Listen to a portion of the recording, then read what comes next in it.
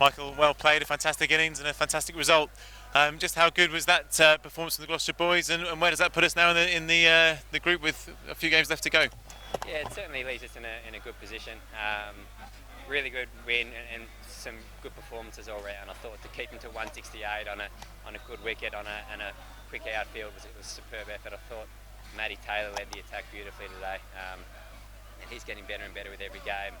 Then we kept up with the rate most of the time throughout the innings. I thought in Cobain's one over where he hit, I think, 2 sixes and a 4, really got us above the rate with about 4 or 5 overs to go and made the job a lot easier for everyone else.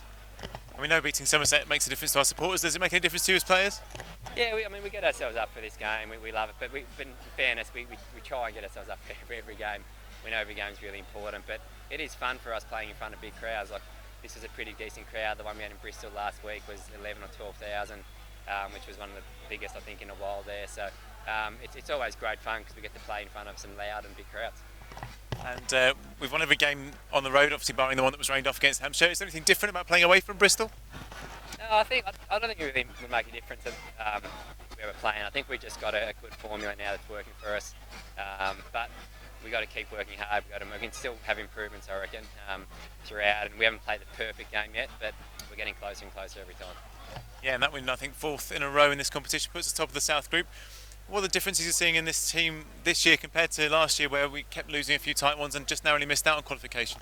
I think a couple of things. I think we've probably got a more balanced team this year, playing an extra bowler, and our batting group, everyone's stepping up when they need to. You've seen guys finish off games last week. Brodders has won us 2 games in the last over. AJ's batted well at the back end, and I think his influence as well up front. I know he got hit a little bit today at the back end, but just gives us some really good skills with the ball too. So we're in a good position, but we want to keep going and keep making sure we bring our best game every time, and hopefully we don't want to leave it to the last couple of games to qualify. If we can keep playing good cricket, hopefully it can happen sooner rather than later.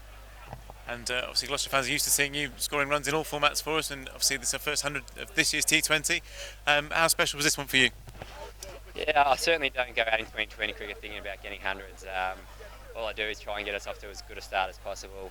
I have a game plan that I work through the middle and then at the back end, and if that means I get 100, great. If it means I get 40 or 50 or 60 to help the team get in a winning position, and that's cool as well. So today just worked out that I was able to get to the 3 figures.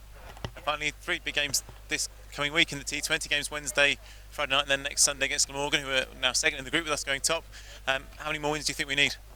I haven't really looked at the table and thought about it, to be honest. I just want us to keep playing good cricket. If we keep playing good cricket, the rest will work itself out for itself. I know it's a bit of a cliche, but if we just keep, as I said, having a lot of contributors every game, we'll win a lot of matches, and that's all I'm after at the moment.